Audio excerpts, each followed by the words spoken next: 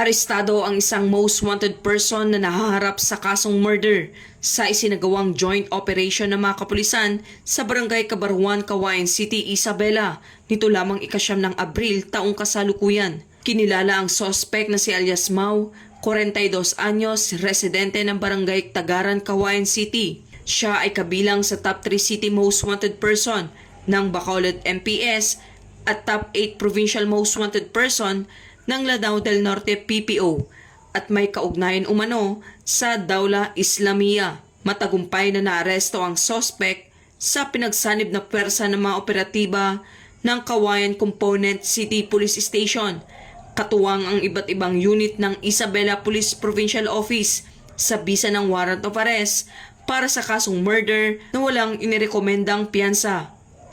Ayon naman kay Police Colonel Manuel B. Bringas, Provincial Director ng Isabela PPO, na ang pagkakaresto sa suspect ay patunay ng patuloy na pagsisikap ng kapulisan laban sa mga most wanted persons at mananatili ang kapulisan ng Isabela na nakatuon sa pagpapanatili ng kapayapaan at kaayusan ng lalawigan ng Isabela. Ito po si Patrolwoman Maria Señora Jimenez Agbuya mula sa Isabela Police Provincial Office, nag-uulat para sa bagong PNP, para sa bagong Pilipinas na may serbisyong mabilis, tapat at nararamdaman.